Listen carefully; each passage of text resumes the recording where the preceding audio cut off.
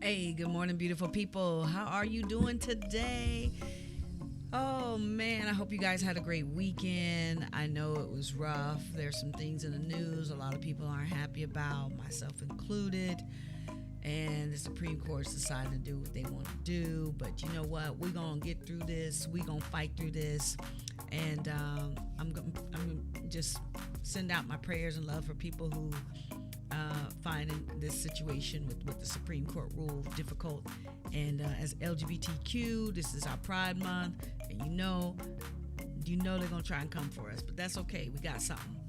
But that being said, let me welcome you to my channel. My name is Jewel Williams, and I'm going to be talking about what's going on in the trucking and transportation industry. I got a video to watch today. I'm going to do some commentary. It's my first time doing this, and I want to share this information with you guys. So if you like what you're seeing, let me do my little plugs. If you like what you're seeing, go ahead and hit the like button, subscribe, share the video. I'm trying to grow my channel, and I would love for you guys to be a part of this growth.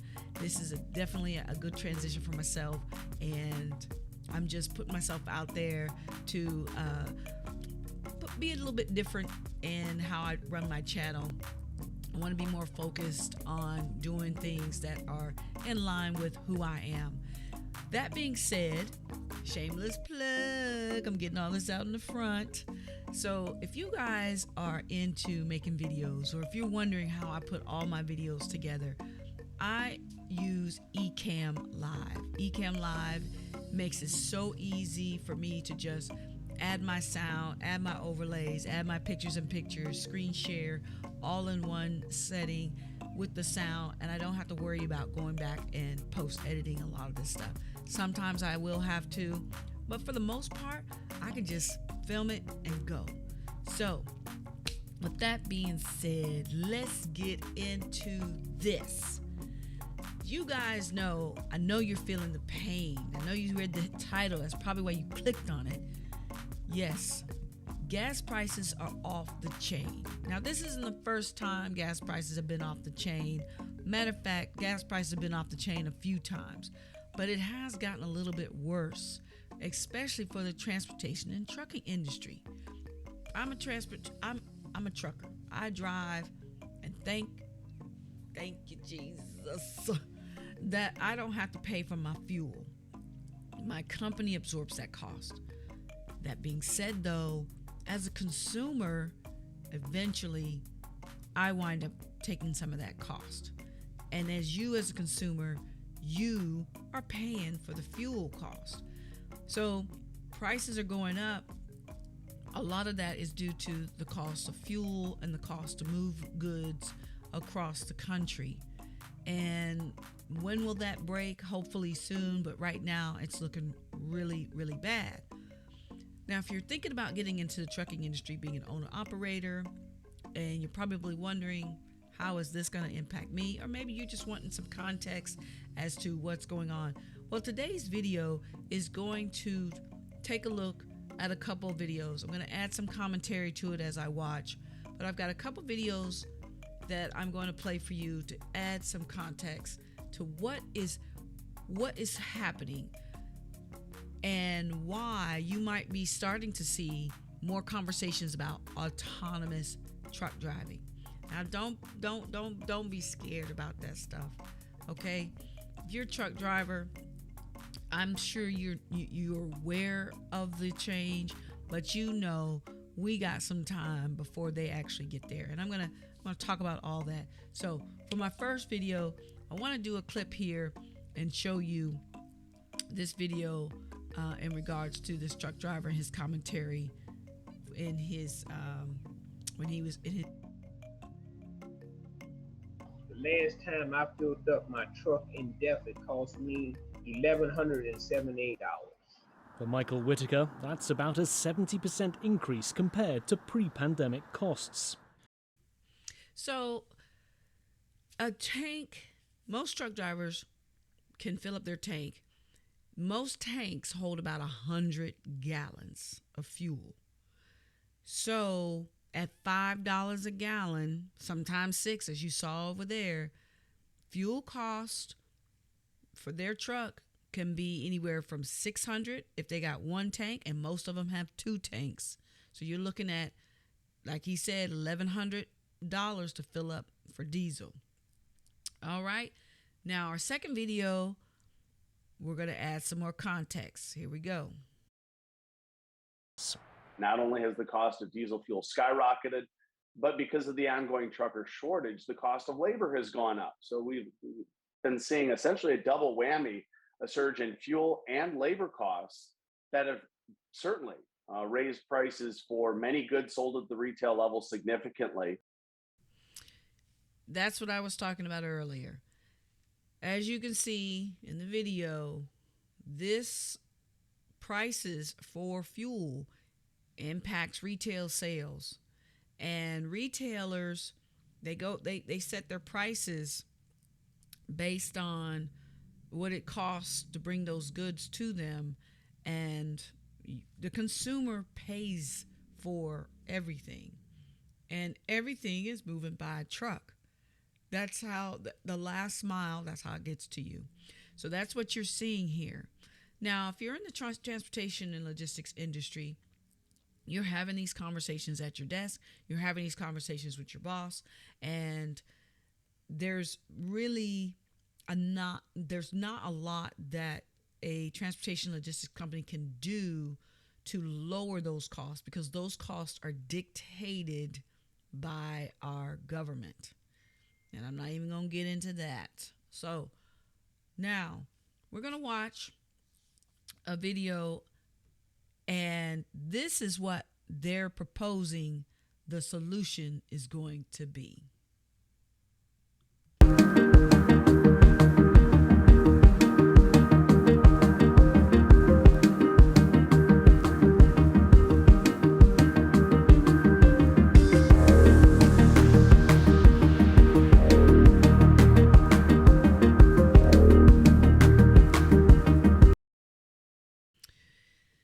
That seems fancy, doesn't it? That is a video of an autonomous vehicle. And further down in the video, it shows that that video is being controlled by somebody in a remote location. So essentially, what they're proposing is truckers won't actually be in the vehicles. It will be something like a remote controlled car that will drive to the facilities to pick up and then drive to the facilities to drop off. We're not done yet. We're not done yet. I've got one more video to show you, and here we go.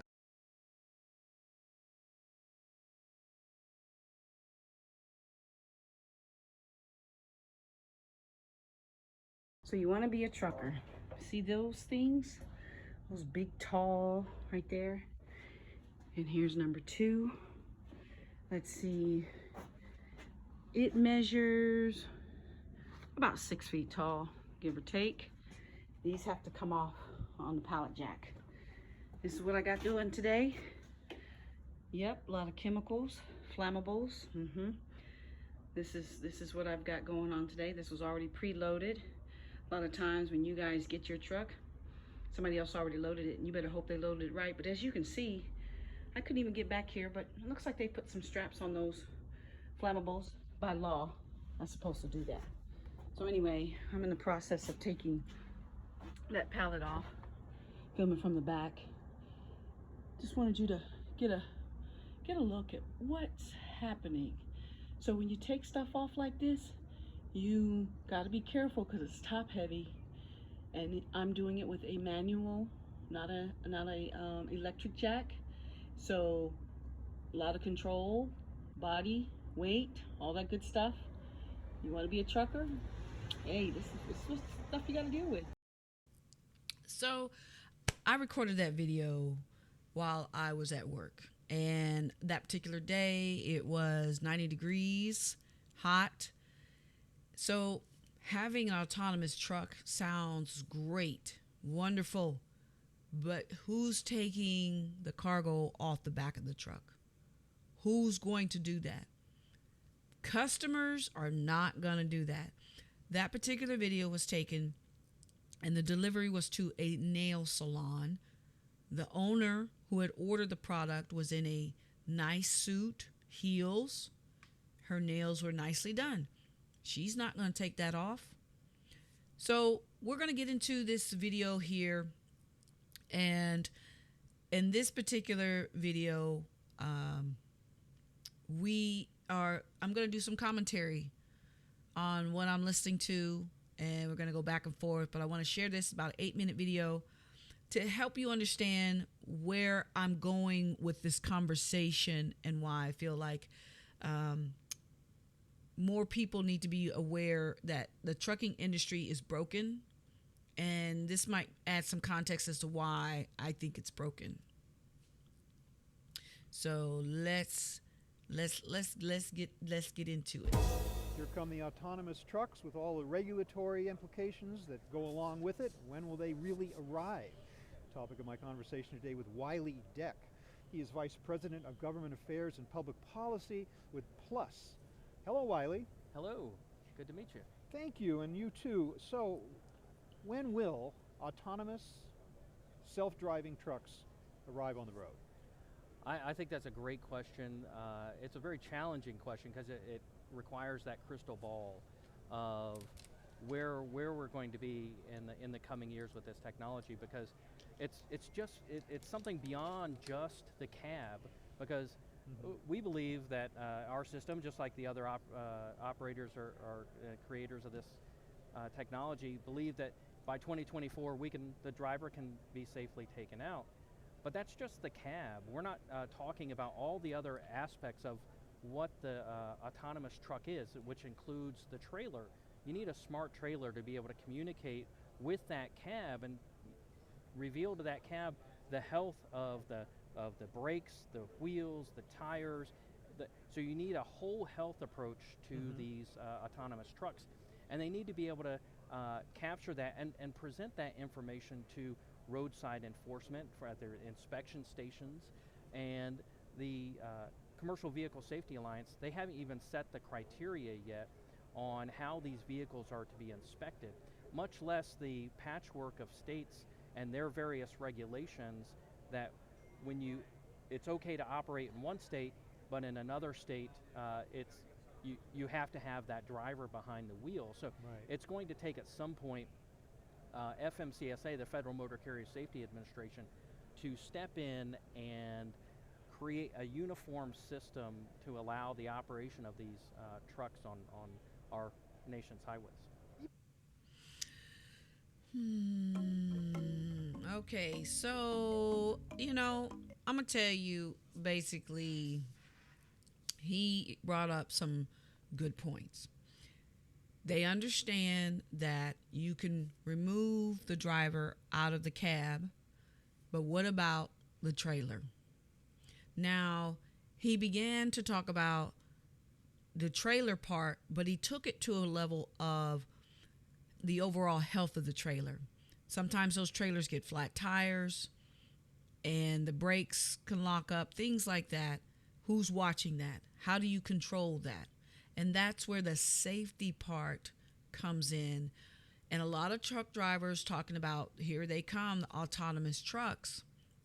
If you've been driving a long time, you know at any time something can happen in the back of that trailer and it needs immediate reaction.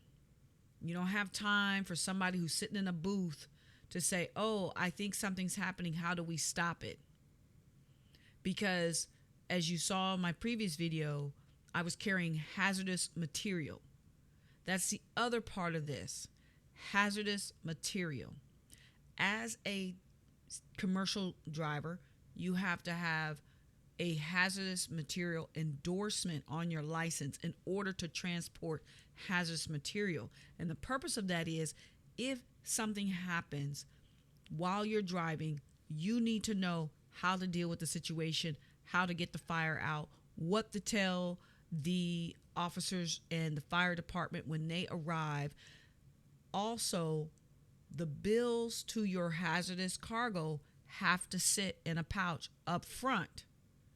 And they need to be able to get to those bills so they know how to extinguish that fire and what is the proper chemical or water or however they need to extinguish the fire.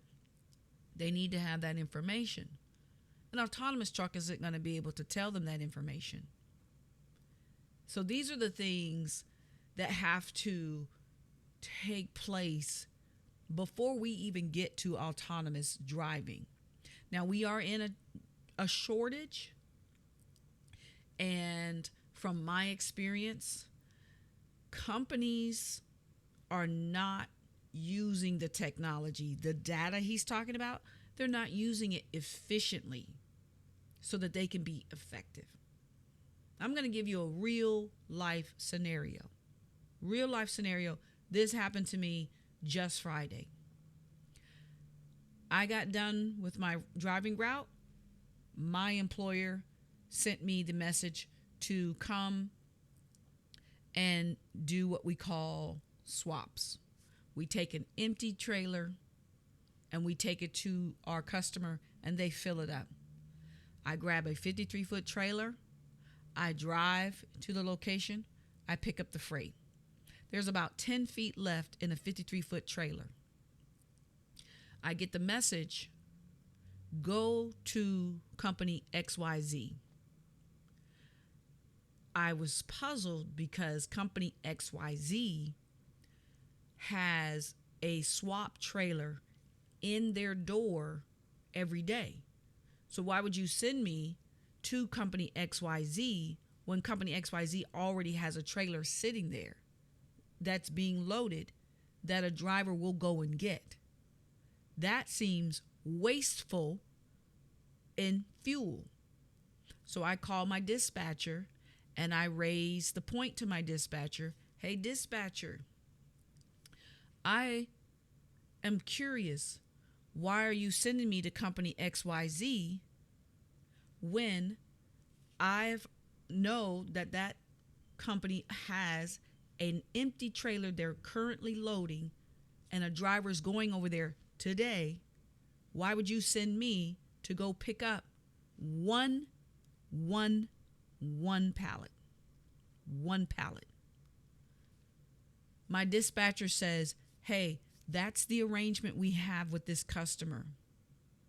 We go and we pick up and we have the empty trailer there for them to load.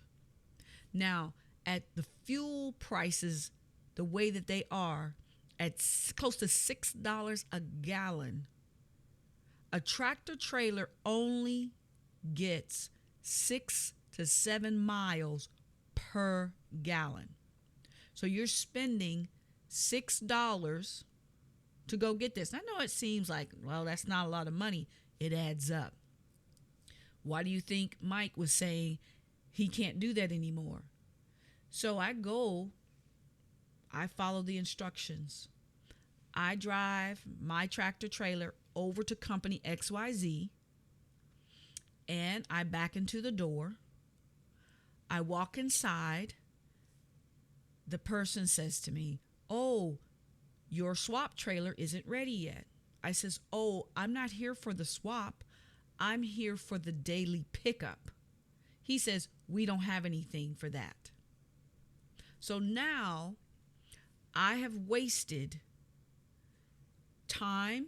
They had to pay me to drive to that customer, used fuel to drive to that customer, all for them to tell me they didn't have the freight today and that they were still loading the empty trailer for the swap. That is a waste. So when I hear people like him talking, he's not in the trenches understanding what's going on. He is in a C boardroom looking at some numbers on a computer. He has no idea of the reality and the decisions that are being made by dispatchers and contracts of salespeople who are putting trucks out here on this road and spending money and then have the audacity to complain. But guess who pays at the end? You and me, the consumer. That's who pays at the end. So we're paying for inefficiency and we're paying for waste because companies have set policies, set contracts, set agreements that do not fluctuate and do not bend in a time of inflation. That's a problem. So let's get back to finish watching this video so that I can add some more commentary. And so I'm still kind of astonished that you just said that we could take the driver out of the cab in 2024. This is 2022. That's 2 years. That's not a long time. You're really ambitious and optimistic about that, are you? At least about that aspect. Right. Well, we're collecting data every day. Our systems are out on the road. Our competitors, they have trucks out on the road. They're collecting data, and it's growing that knowledge base for these trucks. And by 2024, there's going to be a lot of data collected during that time. Right. Millions and billions of miles of data, of real-world data that you can't simulate. But by that time, the refinement that you see, and we're only talking, the long-haul section of driving these trucks, not, driving in downtown Las Vegas or downtown Chicago or anything like that. It's some folks are hub to hub or that type of scenario. So it's limited interactions with other vehicles, limited interactions with pedestrians. So it's a much more seamless area to work in than the aspect of driving downtown. So in 2 years you can accumulate enough data to be able to pull the driver out of just the cab. But again, you remember the law enforcement and FMCSA, they're looking for the whole health of that vehicle. And one little caveat that people don't really think about, on these autonomous trucks, who puts out the road flares or the triangles that's required by regulation by FMCSA? Who puts those out when there's nobody in the cab? And the trailer opens in a robot. Okay, he tried on that last little bit to bring it home and talk about, well, if the truck breaks down, who puts out the flares? There's way more than if the truck breaks down, who puts out the flares. There's way more than that. So give some context to what he's talking about. Currently, I am what is called a local delivery driver. That's what he was referring to in the city, that there's a constant stop and go. My customers are probably 1 to 2 miles apart. Sometimes they're an hour apart. It depends on the route and how much cargo is in the trailer that particular day. Now, what he's talking about is long haul. Long haul usually is a driver picks up in Georgia and they have to take it all the way to California. That's an extreme long haul. Sometimes it's just to Alabama. Sometimes it's just to Tennessee. Now, for example, I did what I would call a semi-long haul. Every night I ran a route from Atlanta, Georgia, all the way to Nashville, Tennessee, every night. And I was hauling a very heavy freight. Sometimes so heavy that my company overloaded the trailer, so it was extra heavy. And who he's speaking of, the Department of Transportation of Georgia, when trucks are traveling between states, they have to go across what's called weight scales. And those weight scales is where the DOT will inspect the truck and can give the truck a ticket if it is overweight. Each axle, you've got your two axles on the trailer on the tail, and then you have your axles on the truck. Well, overall, each of those axles can carry a certain amount of weight to balance it out so that there's a smoother ride for the driver. And sometimes company can overweight the truck. 80,000 pounds is the max that you can have If you're 80,100, you're overweight. So that's what he's talking about, the overall health. Now, on my route going from Atlanta, Georgia to Nashville, Tennessee, there is a mountain called Mount Eagle. And a lot of truck drivers dread this mountain because in the snow, it can cause accidents if it's too slick. They've shut down that mountain many times due to accidents. There's been rollovers. Truckers can burn up their brakes going down that mountain. It's a very dangerous driving situation, and you need a professional driver. So when he talks about these long hauls, chances are they're talking about flat.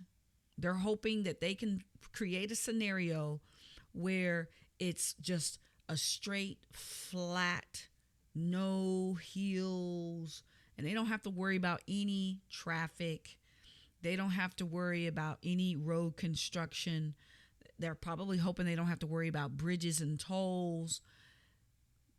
Then don't drive the truck. That's my opinion. Why are you even having this conversation? Why are we, yes, I understand we have a trucking driver shortage, yet you're trying to put a Band-Aid on a arm that's been severed severely, just it's been cut off. And you're just trying to put a Band-Aid, and it's just blood is just spewing everywhere. I'm telling you, I watch these videos and it cracks me up sometimes, but it also irritates me. So let's get back into this and let's see what else he has to say. It comes out and does it. That has been suggested. There have been Right. many other suggestions on how to do that, but that will also require a rule change by the Federal Motor Carrier Safety Administration, which takes time. So that's the whole process there. That's why, by 2024, technically you could pull the driver out, but you won't be able to introduce that truck safely on the roads without that smart trailer and without the regulatory infrastructure to support that. Okay, you cited FMCSA, federal. Yes. I'm sure there are other federal agencies as well. Don't you now also have 50 state DOTs? You do, the but same time? at some point when FMCSA sets that overarching requirement, think of FMCSA as the DMV of the Department of Transportation. They regulate the operations of these vehicles, just like a DMV does in a state. So at some point, in order to encourage and ensure the seamless flow of interstate commerce, they're going to have to step in and preempt some of these states that have all these various restrictions on the operations of the vehicles. The agency already sets up the requirements for the commercial driver's license for human drivers. They can do the same for autonomous trucks. Beyond the interstate? Well, what happens is that each state, there is, Oregon is the exception to some extent, where they receive federal funding as part of the Motor Carrier Safety Program, where FMCSA provides them money to do commercial vehicle regulation enforcement. And as part of that agreement, within 3 years of FMCSA promulgating a rulemaking, they must enact either state law or state regulations to mirror what the federal agency has put out. So at some point, again, FMCSA will have to make take that action and create that level playing field for everybody, that uniform system around the country.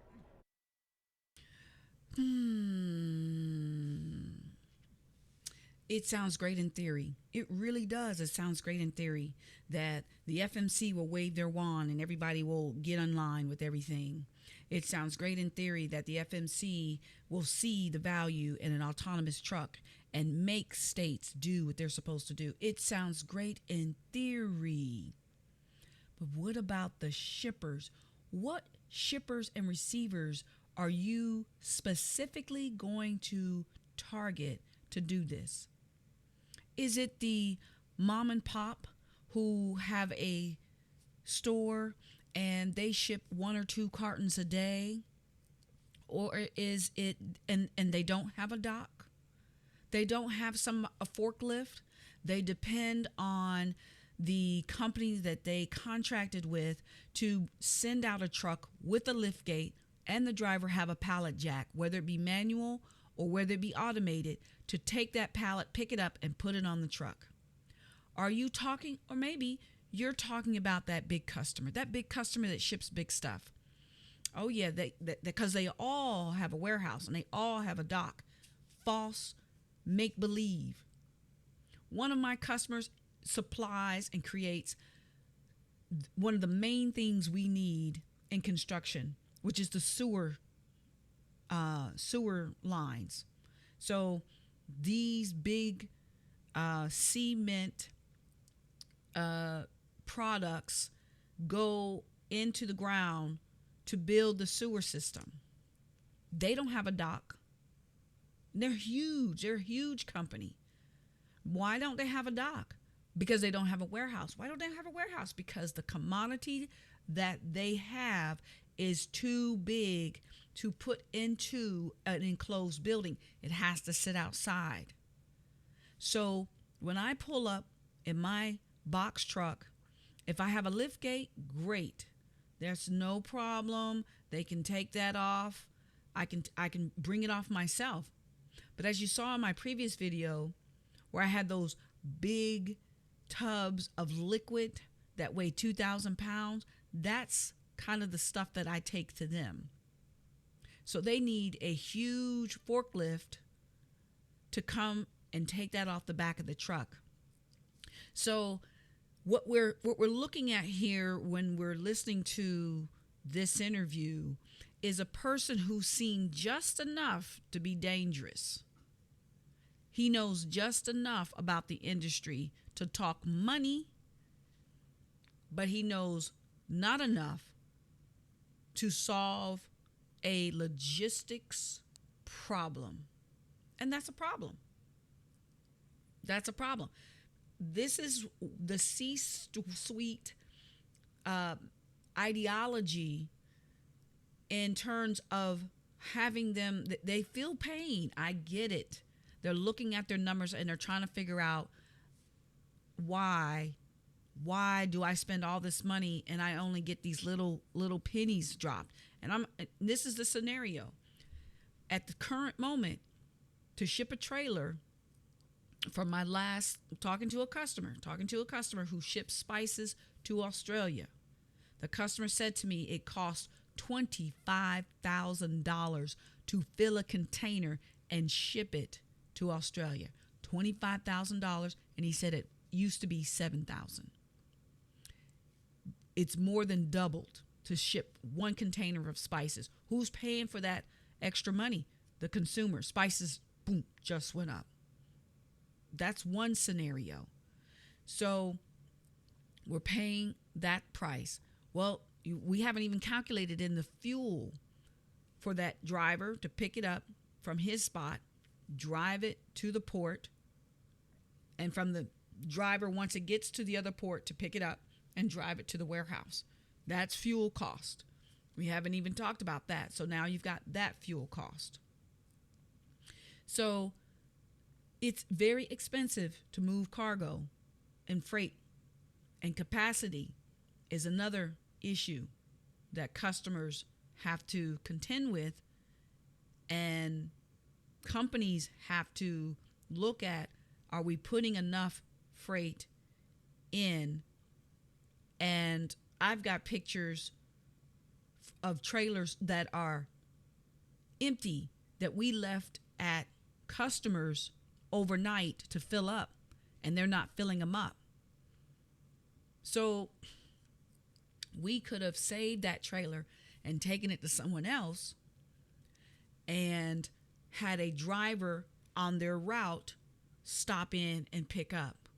But instead, we give them a full 53-foot trailer. They only fill up maybe 10 feet. The rest of the 40 feet is empty, and we're not using at full capacity. So these are things that I see on a daily basis. Efficiency in the supply chain and logistics is failing. And at gas prices today, sales reps, C-suite executives, dispatchers, they're running around doing the same thing as if nothing has changed. Let's continue with our video. How can automated trucks be part of the solution to the driver shortage? Well, in the future, there certainly will be. It's not a solution tomorrow. It's not a solution the next day. This is going to be a time manner. But at some point in the future, again, the average age of a truck driver entering in to the industry now is 36 years old.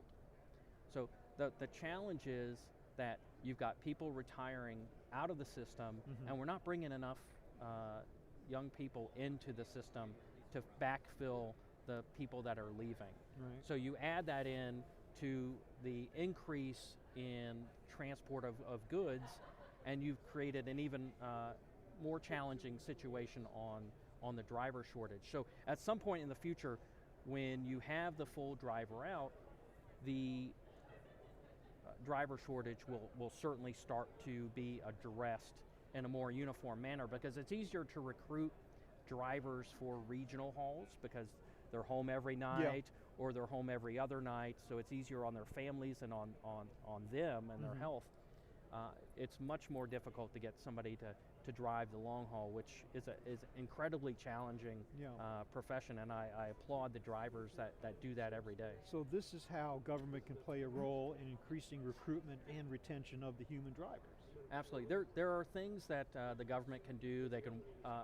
I would like to see them work with the shippers and receivers and the drivers and kind of bring them together to address pay issues as well as driver detention, because all that plays a factor in slowing the supply chain. Any inefficiencies that we see, whether it's being held in detention at the shipper or receiver for hours waiting to load or unload, is an inefficiency in the system of making sure that these products get to where they need to go in a good amount of time. Well, all right, so he has brought up some wonderful things, and I appreciate him thanking the truck drivers like myself who have done long haul. It is a stressful and strenuous job to sit for hours on end to move product from across the state. Now, I still don't agree that we are going to solve the transportation logistics problem with the wave of a wand and throw out some autonomous vehicles and government regulations are going to make it easy. Pay is already up graciously. Companies realize they need to retain drivers, and so they have given them pay increases. And a lot of new drivers coming in are making anywhere from $50,000 to $60,000 a year off the bat. I mean, off the bat. I'm no lie. I'm not exaggerating this. They're coming in with that kind of money. Now, as he was talking about age-wise, most drivers, when they get into their 30s, they do start to realize they need something a little more solid. Some drivers do enter it when they're in their 20s. You do have to be, I think, 21 in order to get a CDL and travel across state lines. And that's kind of what he was speaking about. It takes a certain maturity level and mindset to operate these types of vehicles. These types of vehicles require attention to detail where an automotive vehicle does not. You're driving an extra 53 feet of metal and rubber with up to 80,000 pounds. That's 8 tons of weight. Where you can stop on a dime at the stoplight, it takes the length of 2 football fields to stop a tractor trailer at full speed. 2 football fields to complete stop if you're going full speed. So when you see these crashes because people stop and push on their brakes or because of snow and all this other stuff, they couldn't help it. They really couldn't help it. If they were paying attention in the snow conditions, they couldn't help it. In regular driving conditions, a lot of times falling asleep. And that's the other thing.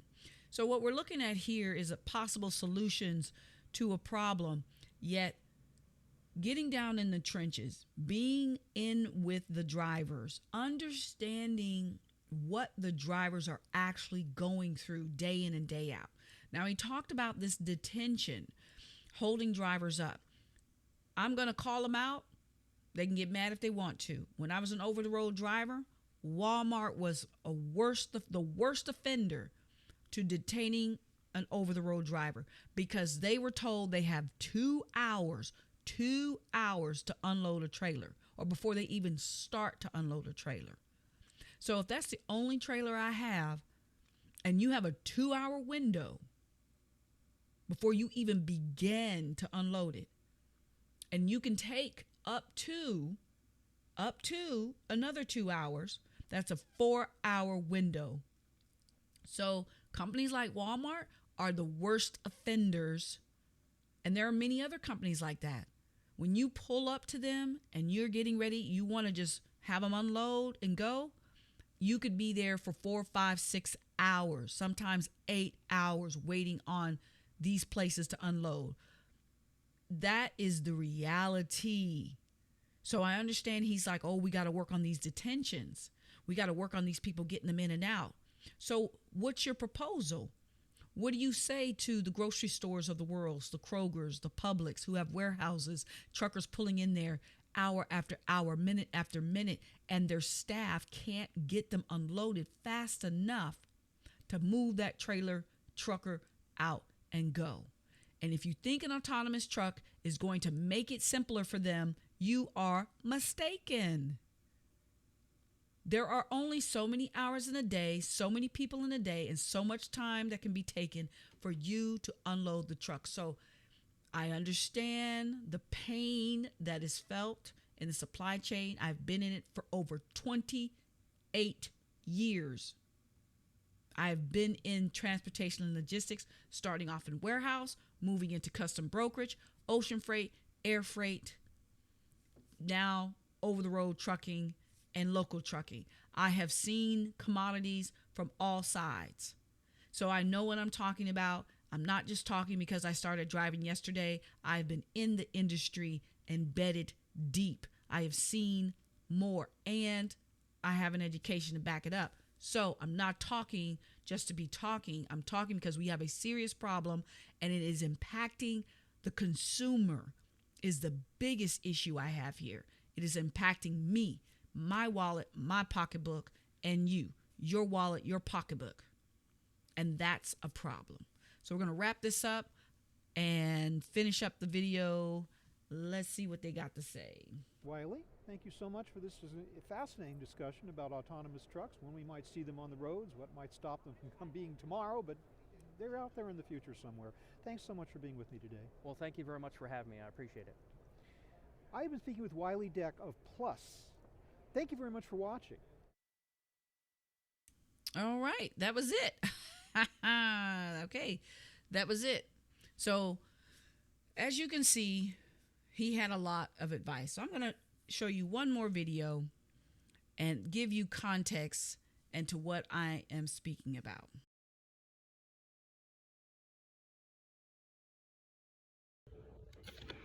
So for this stop, I'm delivering a ladder. This is LTL Freight. This is a ladder going to the residential house you just saw me pull up to. This is what small package delivery, LTL Freight, home delivery service, residential service looks like. This is what it looks like. UPS, FedEx, DHL, they ain't doing this. It's LTL carriers. Just a note. There it is. Just a note. So it sounds great. Autonomous vehicles can come in and save the day. FMFC can just wave their wand, save the day. We can just shut all this down. We can just solve all these problems in 2 years. He said 2 years, the anticipation that we are going to be having autonomous vehicles take over the road. And I'm telling you, as I sit here today in 2024, That is not going to happen. It's not going to happen. You got people out here stealing parts out of tractor trailers because they can't get parts to fix the tractor trailers that are broken down. So they are stealing computer chips and tractor trailers from companies like mine so that they can build or repair vehicles. But yet you seem to have this idea that there is enough resources as we speak, because guess what? In order to get all the pieces to the puzzle to build the autonomous truck, you need a truck driver to bring it to the manufacturing facility. Isn't that something? The one thing you're trying to replace, a driver, you still need to build what it is you're trying to build. All right, this wraps up my scenario. I wanted to come on here and share this with you guys. I hope it was informational. I know it was long, and I just hope you enjoyed it. Peace, stay well, and don't let these governments bring you down. We're going to get through this. Bye.